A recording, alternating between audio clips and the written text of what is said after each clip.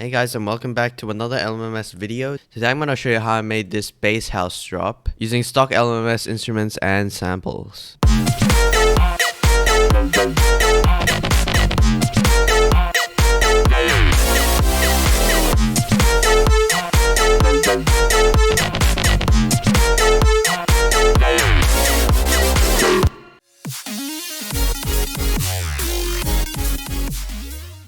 Okay, so for the main lead sound, this is what it sounds like. So I'm using triple oscillator for this sound, and I'm using FM with all sine waves. So how this works is I think it's like a series of FMs. So it's like the first FM, and then after that you have the second FM on top of the first FM. You can actually test this because if you turn off the first oscillator, it actually doesn't make a sound. If I press here, it doesn't make a sound. So obviously oscillator 3 relies on oscillator 2, and oscillator 2 relies on oscillator 1. So if oscillator 1's off, then it doesn't make a sound. So I have the first oscillator on plus 19 semitones, so that's like a fifth and an octave above 0. And then the second oscillator is on 0 semitones, and the third one is also on 19 semitones. So when you use a fifth, which is 7 semitones, instead of just an octave for FM, you sometimes actually get a really interesting tone. So yeah, when you're using FM, try out plus 7 semitones and see if you get good results. The thing with doing FM with triple oscillator is that the volume of each oscillator affects the sound a lot. So I'm gonna play the sound as it is right now. And then if I have, say, oscillator 2's like louder, it's a completely different sound. It's not just changing the volume, it's changing how much FM there actually is. So if I turn this up, oscillator 1, it should sound different as well compared to this. See, that one is like way more harmonic and even sounds a bit distorted. And I'm not sure, but sometimes when doing FM with triple oscillator, it's kind of a bit broken. Like most of the time, if you're not using a sine wave for your FMs, your sound's gonna sound really messy. For example, if I change this to a saw, it instantly... I mean, that does sound like a dog barking. That's interesting. Woof. Yeah, but you get the idea. It doesn't sound really nice with all these other waveforms. I mean, triangle's still bearable, but it's mostly just noise. So if you want to do FM with triple oscillator, sine waves usually give the best results. Let me just tell you that. And then here I have a bandpass filter at 169 hertz, and I have a cutoff envelope that makes the bandpass sweep from left to right and back. So it goes like that.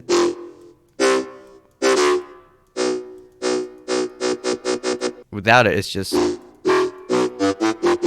there's not really a movement to it, but because I have the volume envelope doing the same thing, it still has a bit of movement. Usually when I shape my wob-wobs, I do it with volume and a cutoff at the same time, just to get more of an effect. Now for the effects, let me turn all of them off and let you listen to what that sounds. So that's kind of a boring sound, and it's even quieter because I've distorted a lot of stuff in here. So start with the first one. This is the auto wah. The auto wah is some sort of automatic vowel filter thingy that assists you with that growly wob sound. So this is without it. This is with it. Even though it sounds quieter, you can actually hear a bit of the filter doing the work, like moving around, making that vowel-y sound. And it doesn't really matter if it's quieter because I turned it up afterwards with the amp. So sometimes I use the amp if I want to like really thicken a sound up. I usually do this over a saturator if the sound is like really weak and like really thin. I use an amp. But if it sounds already like kind of sophisticated, I just want it to be just a little bit thicker, I'll use a saturator. But the amp, you can see the controls here. I boosted the mids because that's what had the most effect. And yeah, that's the amp. And then I have a clipper, which is basically like cutting the top off of a sound. A clipper is sort of like a limiter, except when the volume hits the ceiling, it's flattened out. It's not lowered, it's flattened out. So when you flatten it, it begins to look like a sort of square wave, because the square wave is flat at the top, and that's what gives it kind of square wave distortion effect, I would say. So without it, it's this. With it, it's... You can hear the distortion effect it makes. And then I have the volume knob to just turn everything down over here because it was getting a bit too loud. Then I have an OTT, you know, I don't really count OTT as a like external VST just because like everyone has it basically, so it counts as part of the stock just because of how common it is. And then I have a reverb. It gives that bit of room effect. So what I did here is kind of short decay time with a big room size. So it's just mixed in a little bit. You see the wet amount, which is the reverb, is really low compared to the dry amount. Just so I keep the main sound, like the strong dry sound, and I just have a bit of wet decay sort of fuzziness on the sides. Kind of widen it up a bit. And it also helps when you put reverb on stuff, it just makes it fit better into the mix because it just blends it into the drop very nicely sometimes. Here I have an equalizer just cutting out the subs and boosting the 2K region to make it stick through the mix. Okay, here we have some vocal fills, all using the same sample, which is misc undefined. So misc undefined. This is a really nice vocal sample down here. I just realized. Yeah, you can really manipulate it and do whatever you want. So I have this sound right here,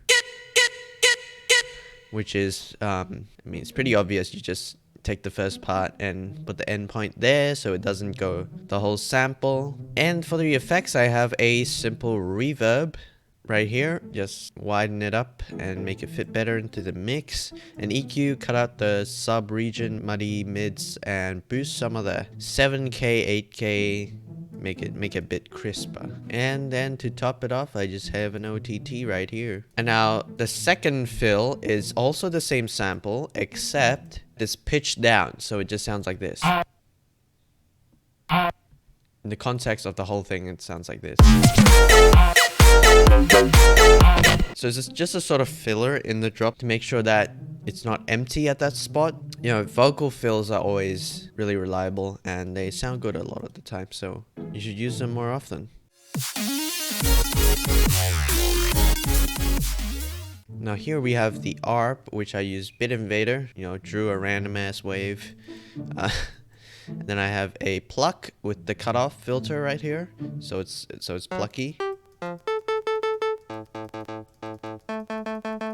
You guys should know how this works by now. And then I have a reverb, just blended in a bit, just a little bit. I don't want it to be that wet, you know. I still want it to keep the pluckiness. If you have too much reverb, then the pluckiness kind of fades out and there's no more pluckiness. It's not good. So it sounds like this. And you don't really hear it in the mix, but it just makes it sound slightly more fuller. And it's sort of a background jingly thing, effect thing, you know? Ooh, and then we have these chords right here. These are made from Zinach Sub Effects. These are detuned saw chords that play at the end of these 4 bars. So let me talk about the automation first. So first I have a pitch automation where it goes down like 2 semitones, and then at the start it goes like up, and then at the end it goes back down, so you get a bit of pitch movement in the chords. And it's affecting both of these chords as well. If you look at here, I have like... Oh, actually it's affecting more than that. It has the sub and the mid bass as well, because I'm layering this with a bass and a sub, so I need to move the pitch with them together. Okay, now let's get to the first chord, which is the main chord. So how I made this is pretty simple. First off, you need to turn this frequency knob to the max. Then you need to turn the bandwidth to the max, because This is actually the filter frequency. I don't know why the default is at the middle, because it's kind of misleading. Some people don't know that it's actually doing something, so when you design a sound, there's always like a low pass at the end, and it doesn't help. And bandwidth is to do with the detuning, I'm pretty sure. If you want the accurate amount of detuning, make sure you turn this to the max before going in. And here I'm using add synth, and with the power wave, which is the saw wave, as you can see over here. So nothing much is done to this sound, except I have a unison at size 20. So what unison is basically copies of the exact same sound. So in here I have one saw wave, but when I put unison at size 20, there's 20 saw waves. And what I can do with these 20 saw waves is I can spread the pitches around. So when I set it at 11.9 cents at the detune, it sounds like kind of wider.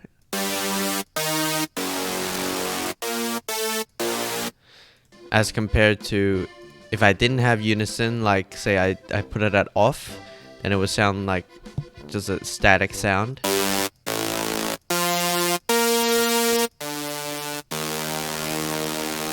So yeah, this is just like, it's kind of creating like a choir effect where everyone's not exactly singing at the exact same pitch. But you can mess with this detune knob or frequency spread, it says right here, and get wider sounds. If I put it at like 60.8, it'll sound really detuned.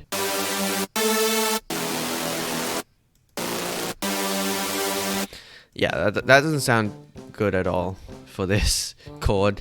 So that's a bit too much. So I'm gonna put it back at 11.9, if I remember correctly. And yeah, that's how you do the sound. And for the high saw chords, I don't really need to explain this. It's basically exactly the same, except I'm using like a different wave. You can see here that I've messed with the harmonics a bit with a bass function of a square wave, and it has slightly more detune just because it's a higher saw chord. So when you do detuning and you're putting the notes really low, so it's like around the 200 hertz range, like the low mids, it's gonna sound kind of messy. But if you have a sound that's kind of high in the register, you can kind of get away with a lot of detuning with still a clean sound in the mix. So this high chord sounds like this. See, because it's higher, I can get away with more detuning without it sounding messy. Okay, so as I was mentioning before, there is a mid bass. So this layers directly above these chords that I just talked about, and it's also affected by this automation. So if you listen, you can hear the pitch go up at the start and come back down at the end. So with this sound, I didn't actually max out the filter frequency because for this bass, I wanted to cut out the high frequencies and leave it to the chords. So what I've done here is using add synth again, and I messed around with a lot of these harmonics as well as a wave shaper function right here. I don't know what all these do exactly, but they affect the wave in some sort of interesting way. So you can get really interesting waves, like without any effects, just a wave can sound really interesting. If you mess with all these things, I don't know what they do, honestly. I know that's a filter, I guess, and then you have a modulation, that's what it's called. I don't know what all of them do, but usually for getting like really growly spectral sounds, you want to mess with these wave shaper functions and harmonics to get a really like gnarly wave. And then I got a second wave on the second voice, which I have a sine wave, which is presumably just playing a sine tone to layer on top of this first voice. So you might ask, why would I have a sine wave here if I already have a sub down here? You see there's a sub bass right here. It's playing the exact same thing. And the answer is not because I want double subs, it's because I'm distorting the fuck out of this bass. So without the effects, it sounds like this. It still sounds pretty thick, but once you turn these on,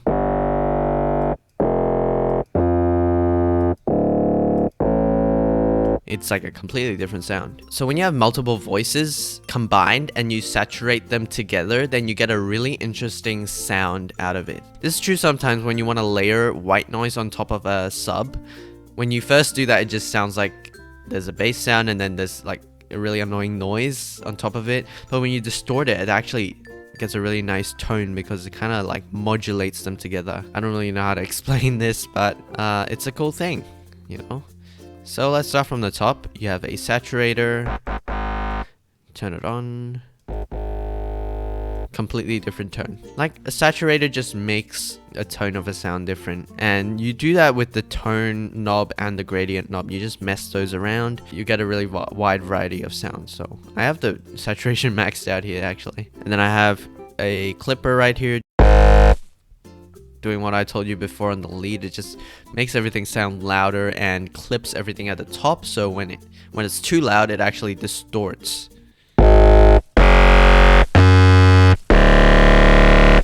That is getting thick, right? That's fucking thick.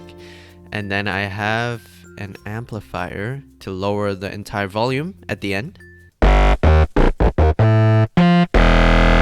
so it's not as loud after the clipper. And then I have a equalizer to do a kind of bandpass to limit the frequency range. I don't want it to take up the space that the chords are taking, and I don't want to take the sub space, so I'm gonna cut out what I did with the sub. So with that, it sounds like this.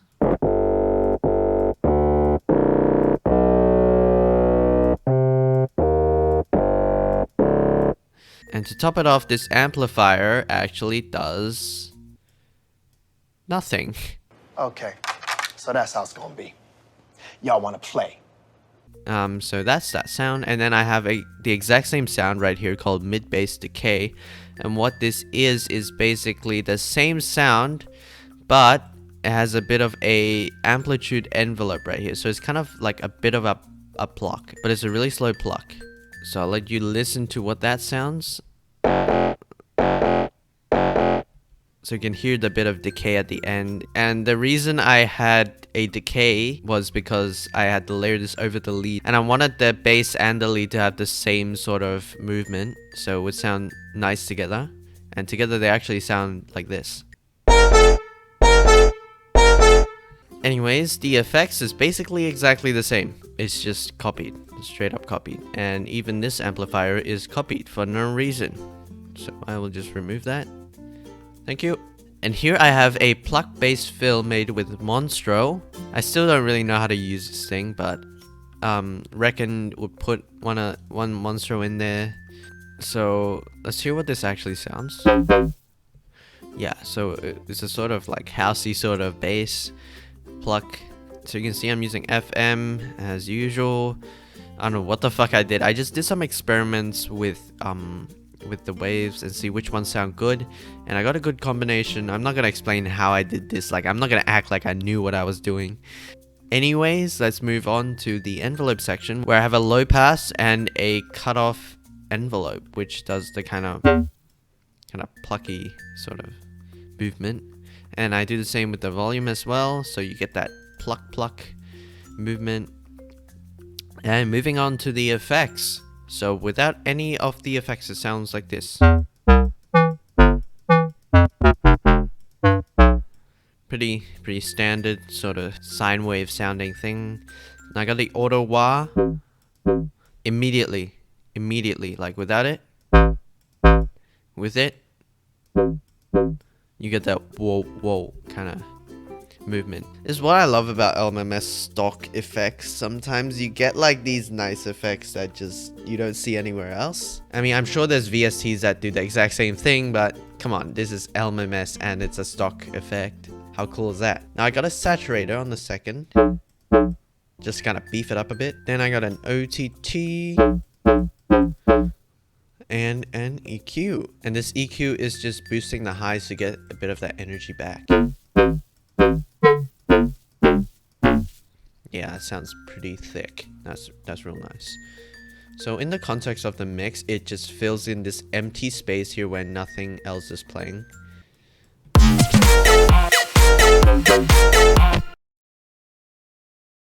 As for the sub, it's just a standard single sine wave right here. Now here I have a pad, which is just a sort of background element, and it sounds like this. So I did this in Zenite Sub Effects. Have the filter all the way up, and this is done in pad synth. So this is another thing I don't really know how to use yet. Basically, I think Cubition made a nice video on pad synth. Basically, he did like a crash course on Zinad sub effects, and it's a really nice video I watched like a long time ago that helped me understand a lot of the things that happen in this instrument. So check him out. Mostly the sound is just the bandwidth right here, which is the spreading of the voices.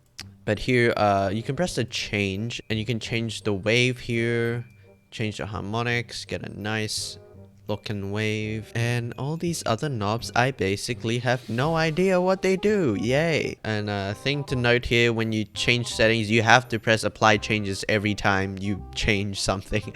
I don't know why, but that's how it works. It's kind of annoying, but yeah, gotta live with it. As for the effects, I got a multi-chorus right here, which is just a nice chorus effect. Let me turn everything off. So this is without the effects. With the chorus,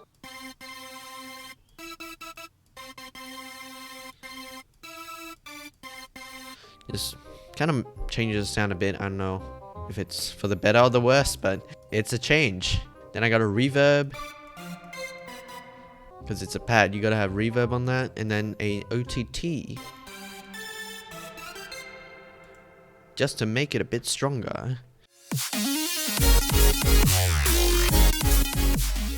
Now the drums, here you see I'm using a Jonas Aiden kick and clap, which is not a default sample. So this is the one exception I have in this project, where the kick and the clap is coming from a sample pack. Basically, for every song he made, he made a sample pack and put like some nice samples he used in that track in the sample pack, so you can download for free. This is absolutely like amazing. So look for the Meet You sample pack and the Library Thug sample pack, and you will find these exact samples. But if you don't have those, I just have a simple like bass drum and snare right here. And they do not sound good, let me tell you that.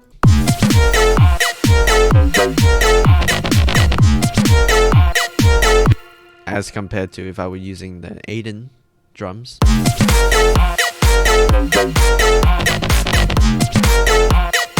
And here we have a tom. So this tom is just a kind of percussion fill that plays on like a swing beat. So it's like boom, ba-dum, boom, ba-dum, boom, ba-dum. It's a nice rhythmic trick you see in a lot of house songs. Here I just have a nice hi-hat from the default LMMS drums. Over here you can see hi-hat close number 3. And I just have it playing on the second part of the drop. Yeah, that's it. That's the drums.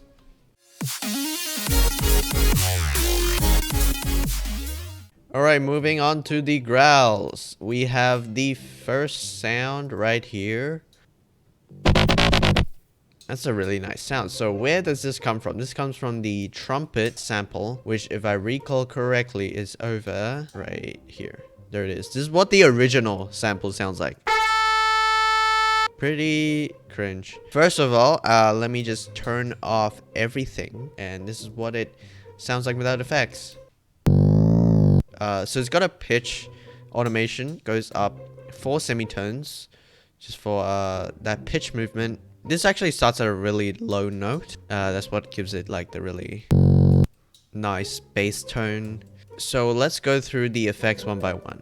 So first off, I've got a noise effect, which is just basically layering white noise on top. So if I turn this on, yeah, you can hear what that sounds like. The thing I hate about this is that it plays all the time. So it plays even when the note's not playing. So it just plays 100% of the time. So what I did with that is, first of all, I cut out the subs of the noise before processing further, just so the noise is like a bit cleaner when it goes into the saturators and stuff.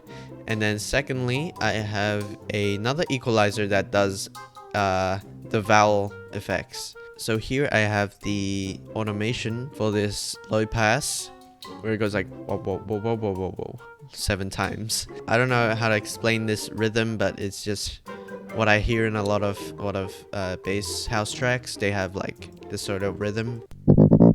And now I think I can turn on this noise without killing myself. It's gonna sound annoying when I turn it on, but when I play this, it's gonna sound very nice. So without it and with the noise, it just adds a bit of that layering on top. And here I have an amp, which will sort of distort the noise and the bass together. Right here you can see I boosted the trebles and highs and a bit of mids, and it sounds really different once I add this, which is a bit more crunchy. Then I have an equalizer here, just cutting out the subs again and boosting a bit of the highs to get a bit crispier. And then I got another equalizer, which is like dipping a bit of the 1K to make it less annoying.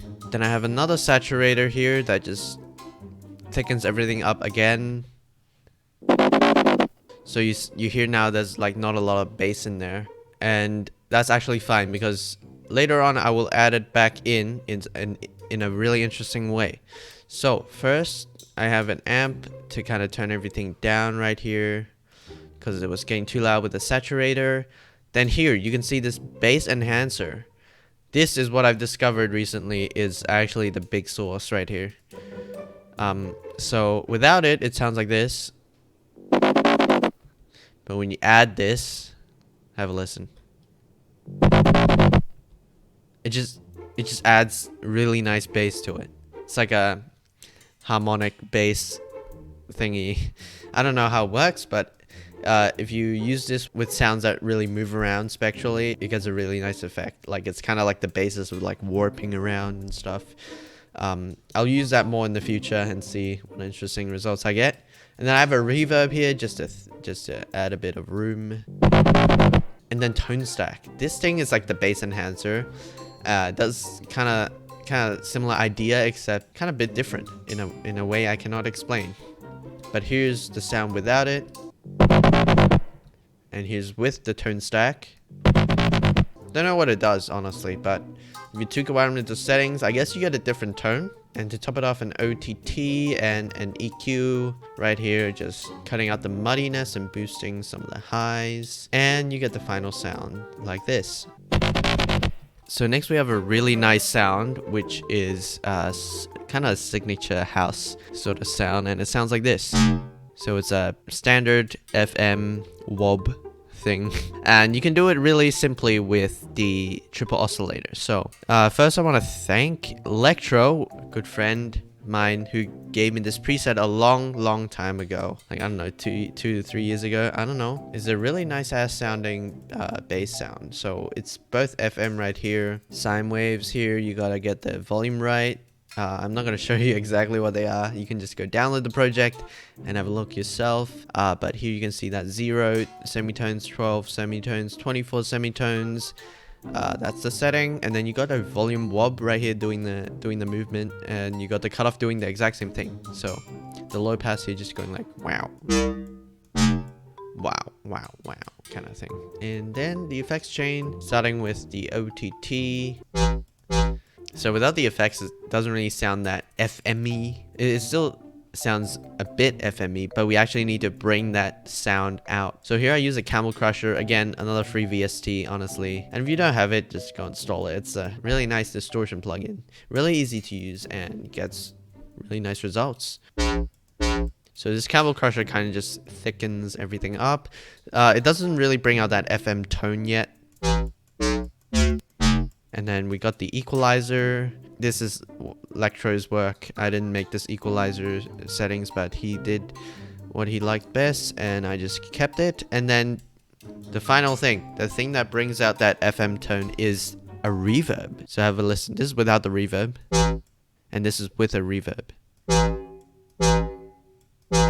You can hear that decaying tone is really like metallic-y, really FM sounding. And to get that effect, you need a really low room size. So really low room size would be sort of like a bathroom. So when you shout in a bathroom, you can kind of hear a bit of metallic sound. But if you shout in, say, a church, you wouldn't hear metallic sound. It would be like blended together really nicely. So it's kind of really nice effect here with a low room size. So I have a little bit of wet and a lot of dry, cutting out the treble a bit, just so it doesn't get too out of control on the high end. And yeah, the reverb actually is really important here. It just brings out that tone. And that ringing at the end is really nice. Okay, so now we have the standard octave growl. So done with Monstro, and it sounds like this. Really gnarly sound. So the first automation you see here is a pitch which goes up an octave and back down. I started 2 octaves down, and then it starts like going wow like that. So it goes like wow, wow, wow. And then you have a high pass frequency. So before I go into the other automations, I would just like to go through the actual sound. So here I'm using a sine wave with a saw wave. So FMing oscillator 2 and 3. With the sub frequency, this is a sub oscillator right here. So oscillator 2 is actually the modulation wave. What's the name of it? Carrier wave, and what's the other? I don't remember. So oscillator 2 is the one that's doing the FM on oscillator 3. So oscillator 3 is the kind of bass function. Oscillator 2 is the modulating oscillator that modulates oscillator 3's frequency, which is what FM is. So I don't really have an envelope working here. This envelope 1 doesn't actually do anything, as it's connected to oscillator 1's volume, which I have turned off right here, so it doesn't actually do anything. I am very smart. Here I have the volume and cutoff doing the wub movement as usual for the growls I do, and I have a notch filter actually, so a bit of a change up. It just sounds slightly different. It's a different effect. It's just a result of experimenting with different filter shapes. So first we have auto wah. So without auto wah, it sounds like this, and with it sounds like this. Wow. Then you have the saturator thickening stuff up. So now it's starting to sound really squarey and kind of a bit too clean. So what I've done is add a bass enhancer again. So this is without the bass enhancer, and with the bass enhancer, I think it just adds like a sort of sub-frequency tone, and it really thickens stuff up. And it usually doesn't even sound muddy. It just kind of, I don't know, like molds into the sound really nicely. So you can see I have all these movements, automations here, and you can see them visually in the equalizer. So I have all 3 of these filter shapes moving around, creating that really nice movement. Then I top it off with an OTT and another equalizer, just to, you know, remove the mids and boost the highs. That's what gets it to sound really crisp and like exciting. And that's all the growls. Nice. So here, most of you should know what this is. It's kind of effects instrument. And what's nice about it, and what basically everyone uses, is the random button here. Generate random sound effects. So I'm not going to press it because I haven't actually saved this preset. So if I press random, it would change to another sound. But every time you press this random button, it messes up all the knobs, and it makes a really nice and unique sound effect. And most of the time it sounds rubbish, but sometimes you get that really nice jackpot sound. And here I experimented with this, pressed it a few times, and once I got a good sound, I messed with the envelopes a bit just to get the tone right, and I got this sound. So it's kind of a lasery sound. So no cutoff envelope, I only have a volume envelope doing that helping the laser movement. Equalizer just to cut out that annoying like frequency at 3K, because it was like really hurting my ears. Then I got a reverb here, just mixed in slightly. Gives it a bit of decay and room. The second effect right here is a scratch, which is included in the default samples. It is over at effects, and you can see here scratch, which is like a DJ scratch effect. And it sounds like this. I just pitched it up a bit. So I have a pitch shifter here, which I have no idea what it does, but kind of gives this cool effect. Like, I'm not using it to change the pitch much. That's not the main idea. It was just to change the tone of the sound, because this actually changes the sound quite a bit. So without it, it just sounds like this, and with it, it sounds like this. I don't know why it does that. Maybe it's to do with the, I don't know, grains and stuff. That's why it sounds a bit metallic-y. I don't know how it works. Okay, on to the next sound, which is just a sweep. So you can do this really simply with a noise on oscillator 1 and nothing else. Really, I don't have anything here. Just automating the low pass right here on this automation track. On the effects, I have an equalizer cutting out the subs, because you don't really need the subs on background elements. And yeah, that's basically it. We got the sidechain here, standard stuff. And that is basically the entire song. So on the master, I put like this thing. You don't really need the multi-band. It doesn't really make a difference. Still sounds like a nice track. Then I have OTT, calf limiter. All these you should have. You should have OTT, you should have calf limiter, you should have span. I mean, these two down here are just meters. They don't actually affect the sound, so they wouldn't make a difference if you turn them off. So yeah, that is basically the entire breakdown of this bass house. So I hope you learned some new production techniques, got a bit of inspiration from this breakdown video, and so if you liked it, hooray, that's very nice to hear. Go and check out my new song. It's called Amethyst, and also go check out my other breakdown videos and tutorials. Hopefully you'll find more knowledge there, and I will see you in another video. Goodbye.